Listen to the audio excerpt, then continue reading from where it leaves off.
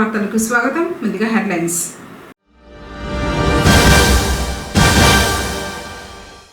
కూటమి ప్రభుత్వ సహకారంతో గ్రంథాలయాల అభివృద్ధికి కృషి.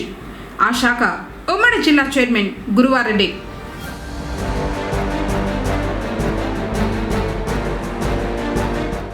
వేసవిలో చిన్నపిల్లల పట్ల జాగ్రత్తలు వహించాలి.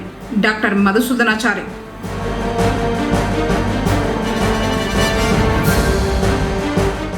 ధ్వజ అవరోహణంతో ముగిసిన స్వయంబేశ్వర స్వామివారి బ్రహ్మోత్సవాలు. వార్తలను వివరాలు. జల్ జీవన్ మిషన్ ద్వారా గ్రామీణ ప్రజలకు సురక్షితమైన త్రాగునీరు అందించాలని, అందుకు ప్రణాళికలు సిద్ధం చేయాలని చిత్తూరు జిల్లా కలెక్టర్ సుమిత్ కుమార్ పేర్కొన్నారు. మంగళవారం కలెక్టరేట్ నుంచి టెలికాన్ఫరెన్స్ ద్వారా జిల్లాలో జల్ జీవన్ మిషన్ పురోగతిపై సంబంధిత అధికారులతో టెలికాన్ఫరెన్స్ నిర్వహించారు. ఈ సందర్భంగా జిల్లా కలెక్టర్ మాట్లాడుతూ జల్ జీవన్ మిషన్ 2.0 ప్రణాళిక జిల్లాలో మొత్తం 3,65,655 గృహాలలో ఇప్పటి వరకు 3,07,183 గృహాలకు ట్యాప్ కనెక్షన్లు అందించబడ్డాయి. మిగిలిన 58,472 గృహాలకు కనెక్షన్లు ఇవ్వడానికి ప్రణాళిక రూపొందించారు. దీనికోసం 147 పనులు ప్రతిపాదించబడగా 2,936.16 లక్షల వ్యయం అంచనా వేశారు. 2028 నాటికి హర్ ఘర్ జల్ లక్ష్యాన్ని సాధించడమే ప్రధాన ఉద్దేశం. జిల్లాలో 6 నీటి నాణ్యత పరీక్ష ప్రయోగశాలలు పనిచేస్తున్నాయి.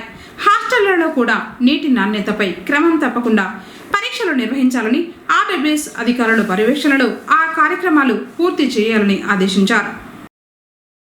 గ్రంథాలయ అభివృద్ధికి కృషి చేస్తున్నట్లు ఉమ్మడి చిత్తూరు జిల్లా ఆ శాఖ చైర్మన్ రెడ్డివారి గురువారెడ్డి తెలిపారు.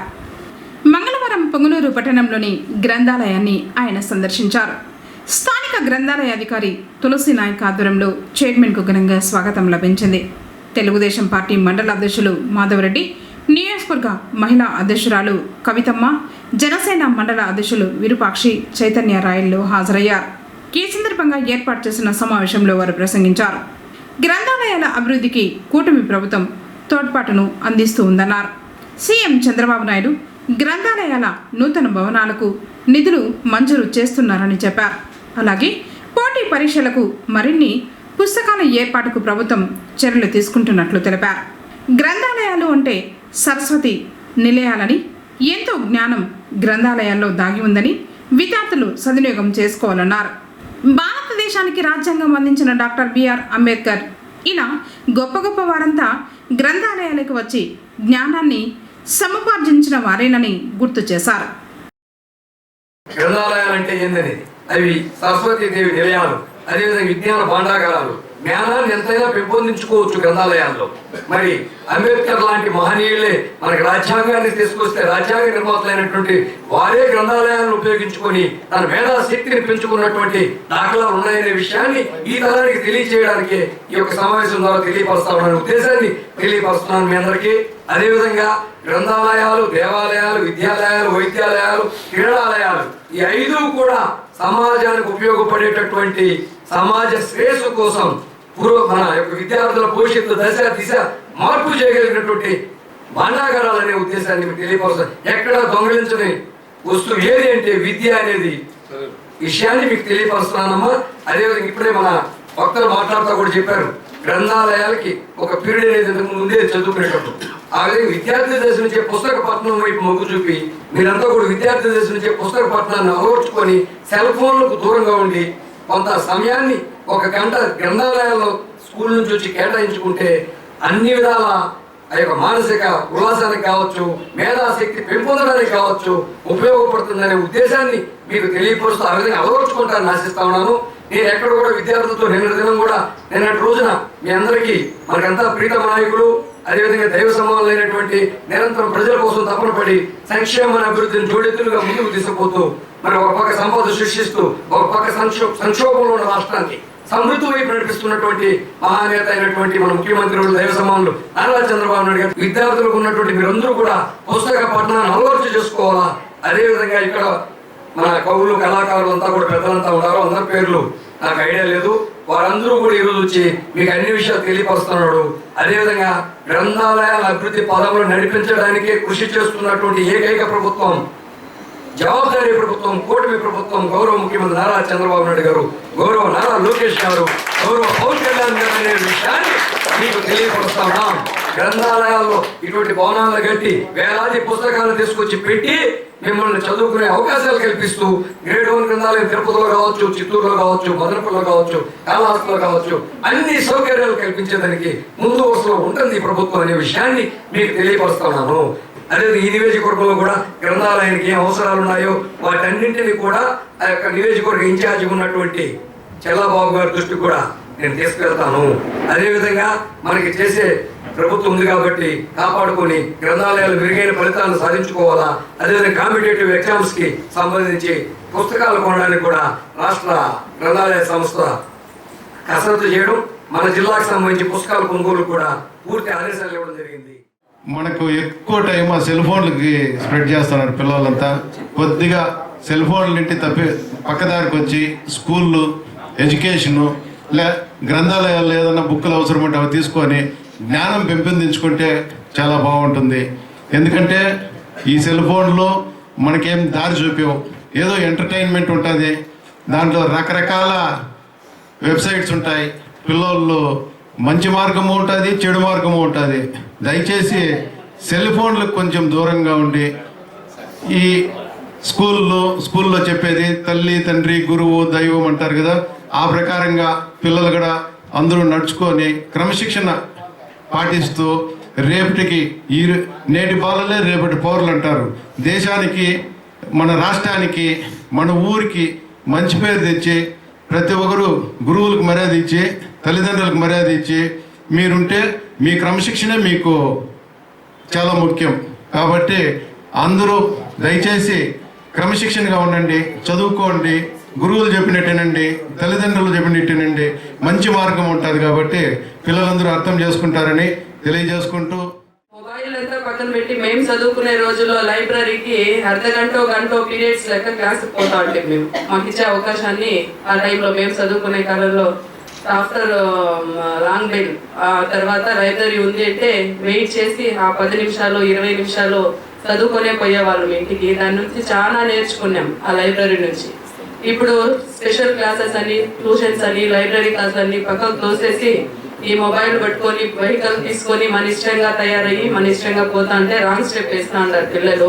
ముఖ్యంగా అమ్మాయిలు 10th 9th చదువుకునే అమ్మాయిలు ఎక్కువ ఇంపార్టెన్స్ లైబ్రరీకి ఇవ్వండి. ఎవ్రీ మినిట్ దీనికోసం కేటాయించండి.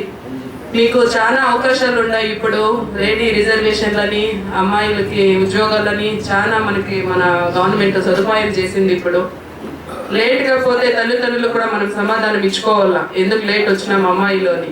అప్పుడు మీరు చెప్పండి, స్పెషల్ క్లాస్ నుండి వచ్చినామని, లైబ్రరీకి పోయి వచ్చినామని, చదువుకున్నామని. చాలా మందికి 60, 70, 80% మార్కులు సాధిస్తే చాలు రిజర్వేషన్ల జాబులు మన తలుపు తడుతూ ఉన్నాయమ్మా.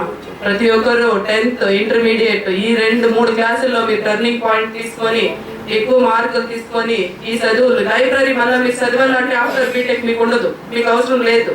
ఓన్లీ ఇంటర్మీడియట్ బీటెక్ లోనే లైబ్రరీ అనేది మీకు 10th. దాన్ని సద్వినియోగం చేసుకొని ఇటువంటి దాన్ని ఇంకా కూడా మనము మన స్టేట్ లో గ్రంథాలయాల విలువ తగ్గిపోయింది. ఇప్పుడు మొబైల్ వల్ల లైబ్రరీ స్టోర్స్ కి విలువ తగ్గిపోయింది. ఇంకైనా మనం లైబ్రరీకి విలువిచ్చి ఈ వచ్చిన అవకాశాన్ని సద్వినియోగం చేసుకొని సోమన శ్రీ ప్రసన్న పార్వతీదేవి సమేత స్వయంభేశ్వర స్వామి వారి వార్షిక బ్రహ్మోత్సవాలు మంగళవారం నిర్వహించిన వసంతోత్సవంతో పూర్తి చేశారు. ఆలయ ధర్మకర్తల ఆధ్వర్యంలో విశేష పూజల్ని నిర్వహించి హోమాలు నిర్వహించారు. అనంతరం శ్రీ ప్రసన్న పార్వతీదేవి సమేత స్వామివారిని ఆలయం ముందు ఏర్పాటు చేసిన పందిరిలో ఉంచి ఉట్లోత్సవం నిర్వహించారు.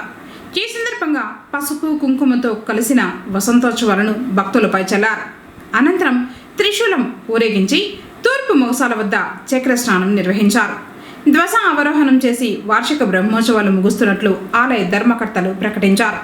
కార్యక్రమాల్లో ధర్మకర్తలు సోమశేఖర్ రాయల్, నరేందర్ రాయల్, సుబ్రహ్మణ్యం రాయల్, శివరామయ్య రాయల్తో పాటు లింగయ్య, సుధాశివయ్య, నాగరాజు, జగన్మోహన్, మల్లికార్జున్ రెడ్డి, సింగిల్ విండో అధ్యక్షుడు శివశంకర్, తెలుగు యువత అధ్యక్షుడు మహేంద్రబాబు తదితరులు పాల్గొన్నారు.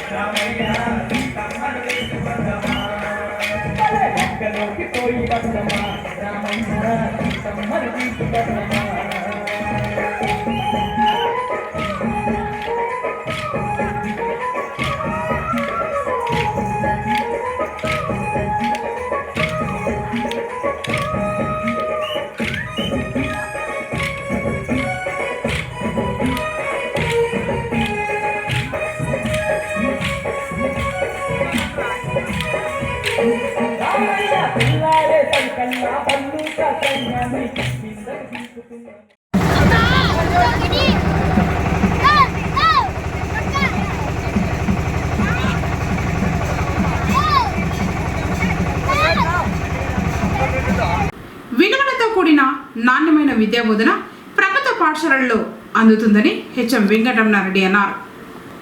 పుంగనూరు మండలం మరిమాకులపల్లి గ్రామంలో మోడల్ స్కూల్ వార్షికోత్సవ వేడుకలు ఘనంగా నిర్వహించారు. విద్యార్థుల నృత్య ప్రదర్శన ఎంతగానో ఆకట్టుకుంది. నీ ముక్కు మీద కోపం కొంచెం తగ్గాలి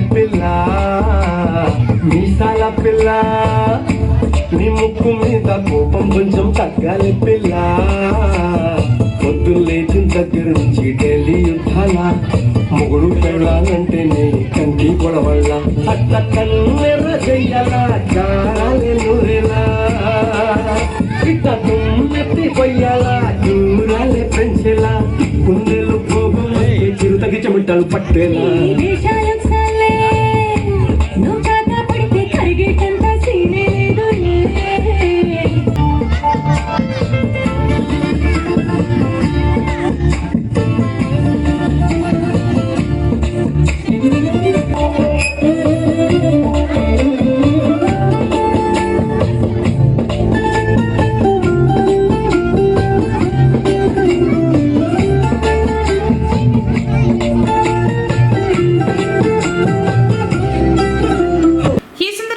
మాట్లాడారు.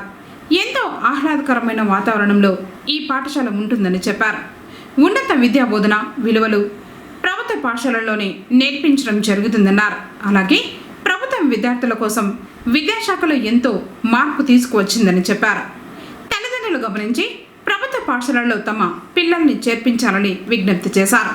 కార్యక్రమంలో ఉపాధ్యాయులు నజీరుద్దీన్, చంద్రశేఖర్, గంగా భవాని, విద్యార్థులు మరియు తల్లిదండ్రులు, గ్రామస్తులు పాల్గొన్నారు.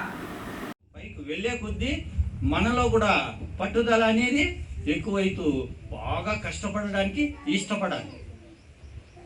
విద్యార్థులు ఎప్పుడు కూడాను సుఖాన్ని కోరుకోకూడదు, కష్టపడడానికి ఇష్టపడాలి. కష్టపడడానికి ఏంటేమి, నువ్వేమన్నా సేద్యం చేయమంటా ఉన్నామా, నేనేమన్నా మోయమని చెప్తా ఉన్నామా, బరువులు లేదు కదా, ఏం చెప్తా ఉన్నాము, చదువుకోమని చెప్తా ఉన్నాము. ఆ చదువు కూడా కష్టపడి చదవాలి అంటే నువ్వు ఎక్కువగా పుస్తకాలతో సమయాన్ని గడపాలి, టీవీతో కాదు, సెల్లుతో కాదు. అర్థమవుతా ఉందా? ఎప్పుడే అందుకే పెద్దవాళ్ళు చెప్తా ఉంటారు, ఏం చెప్తా ఉంటారంటే ఒక 20 సంవత్సరాల పాటు మనం పుస్తకాలతో బాగా చదువుకున్నాం అనుకోండి, సుఖాన్ని పక్కన పెట్టి ఆ తర్వాత లైఫ్ చాలా బాగుంటుంది. అదే ఈ 20 సంవత్సరాలు మనము చదవడానికి కొంత అయిష్టంగా అట్లా పొద్దు గడిపేసినాం అంటే మంది పిల్లలు ఉంటారు. అందులో మనము అందరితోనూ పోటీపడి కష్టపడి చదివితే మనకి ఇది. అందుకే పెద్దలు మాట చెప్పినారు, అదేమనంటే కష్టం అనేది మన ఆయుధం అయితే విజయం అనేది మన బానిస అవుతుందంట. విజయం అనేది మనకు బానిస అవుతుందంట. కష్టపడినామనుకో మనం విజయాన్ని సాధిస్తాం. కష్టపడకుండా మనకు విజయం కావాలంటే వస్తుందా?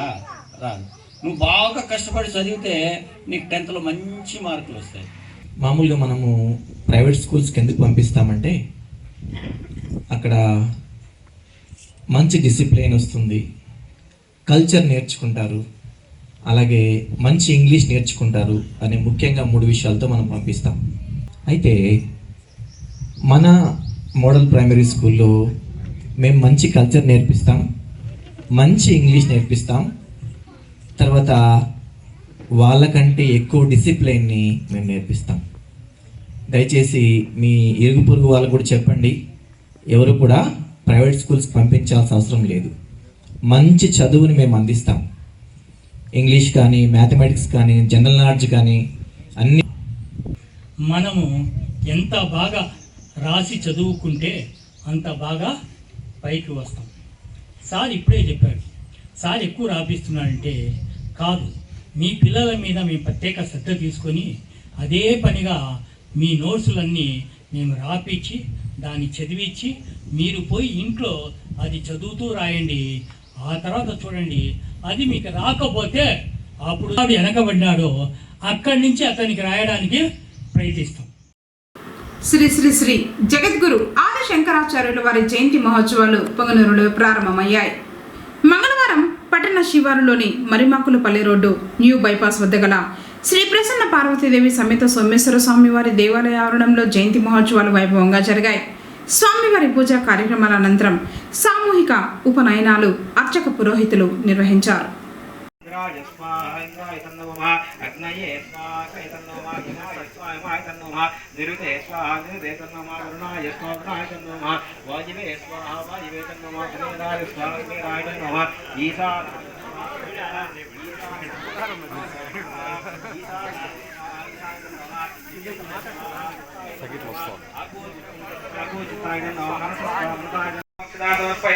हरिद्राचरणा कुंकुमादिवत पुष्पाणि समर्पयामि पुष्पे पूजयामि.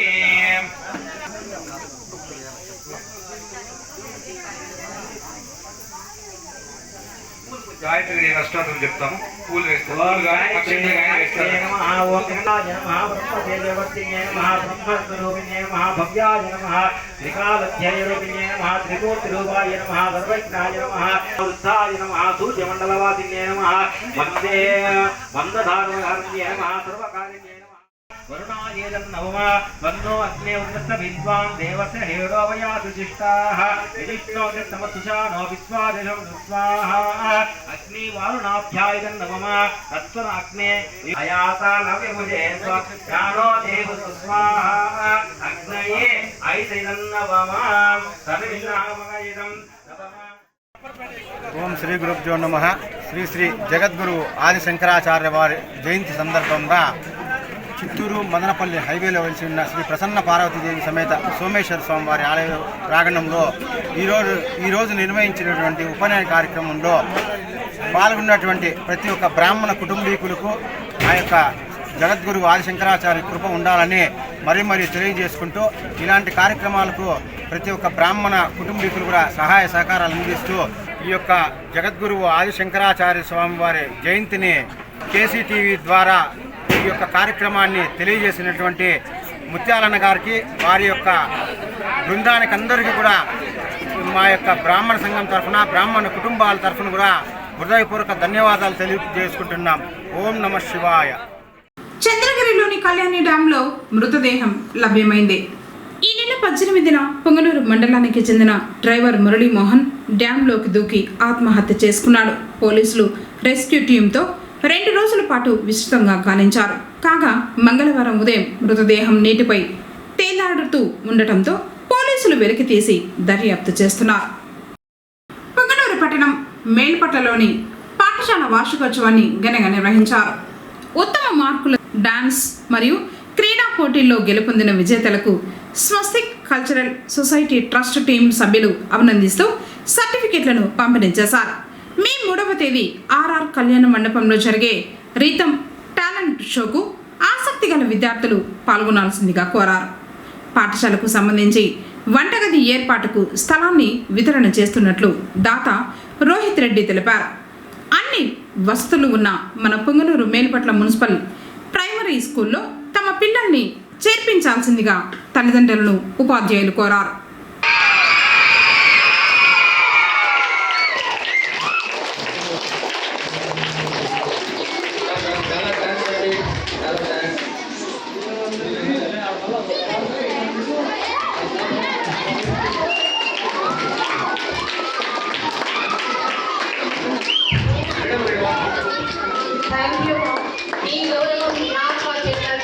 Thank you.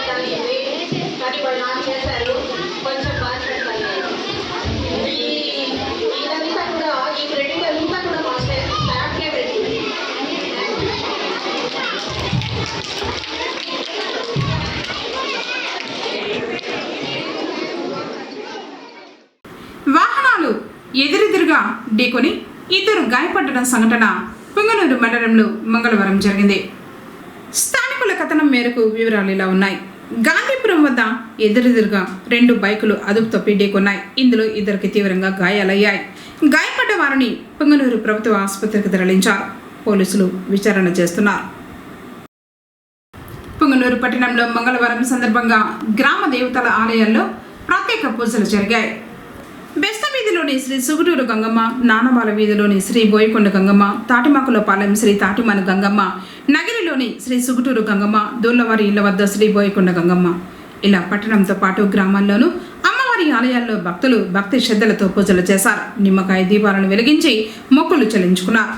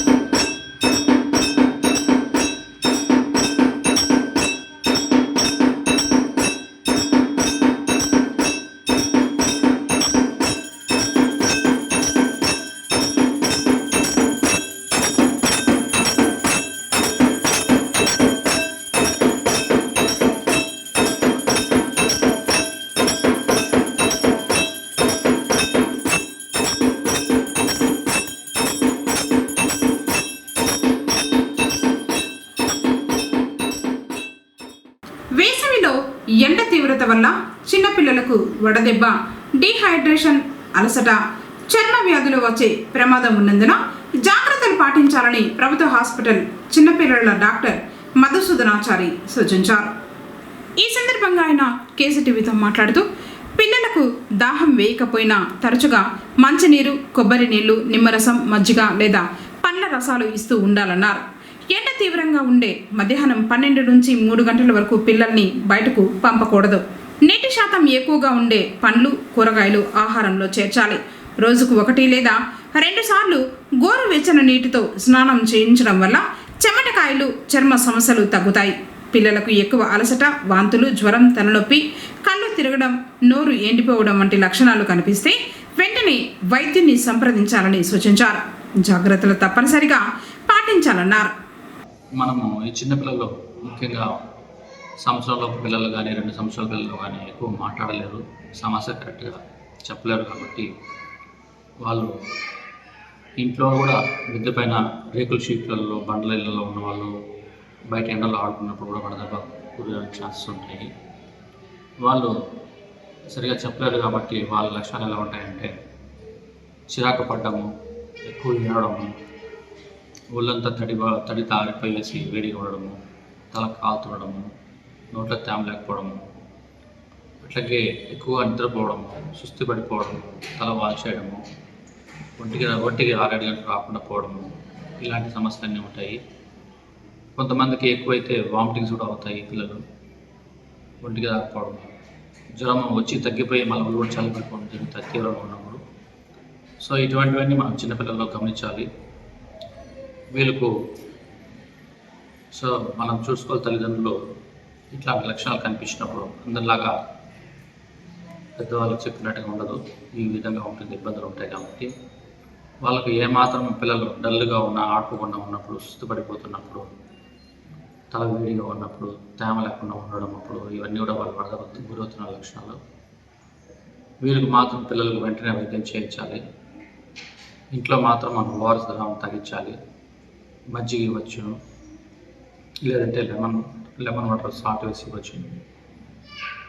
వీళ్ళకు అప్పటికీ వాళ్ళు రిలీవ్ కాకుండా అలాగే ఇబ్బంది పడుతూ ఉండే, ఎక్కువ ఏడుస్తూ ఉండే, మరి ఇబ్బంది సుస్థపడిపోతూ ఉంటే మాత్రము వెంటనే ఆసుపత్రిలో చూపించవలసి వస్తుంది. కొంతమంది పిల్లలు అయితే వడదెబ్బకు గురైనప్పుడు వాంతులు విరేచనలు అవుతాయి. వాళ్ళకి ఏదైనా అవసరమైతే మనం వెంటనే సెలైన్ ఇవ్వాల్సి వస్తుంది.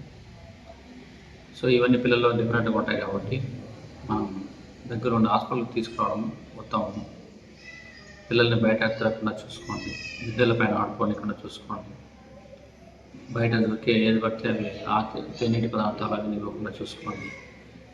సో వీళ్ళు ఎక్కువగా వాంతులు విరోచనాలతో కూడా అవస్థపడతారు. తగు జాగ్రత్తలు తీసుకుంటే, త్వరగా వైద్యం చేసుకుంటే వీళ్ళకు చాలా బాగా రెస్పాండ్ అవుతారు, త్వరగా కోలుకుంటారు కూడా. లేట్ చేయకుండా మనం వెంటనే చేసుకోవాల్సి వస్తుంది. Thank you. వార్తలు ముగించే ముందు హెడ్లైన్స్ మరోసారి.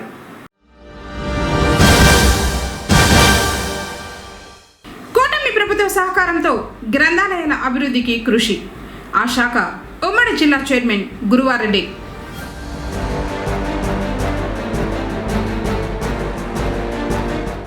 వేసవిలో చిన్నపిల్లల పట్ల జాగ్రత్తలు వహించాలి. డాక్టర్ మధుసూదనాచారి.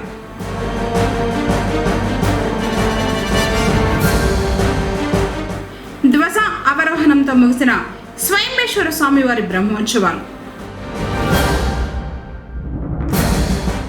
తిరిగి కేసీటీవీ వార్తలతో మళ్ళీ కలుసుకుందాం. అందరికోసం నమస్కారం.